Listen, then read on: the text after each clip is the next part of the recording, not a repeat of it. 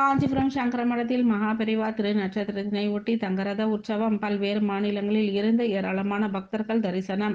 காஞ்சிபுரத்தில் உள்ள பிரசித்தி பெற்ற சங்கர மடத்தில் மகாபெரிவா என பக்தர்களால் அழைத்து போற்றப்படும் ஸ்ரீ ஸ்ரீ சந்திரசேகரேந்திர சரஸ்வதி சுவாமிகளின் திரு நட்சத்திரமான அனுஷ நட்சத்திரத்தினையொட்டி தங்கரத உற்சவம் விமர்சையாக நடத்தப்பட்டது.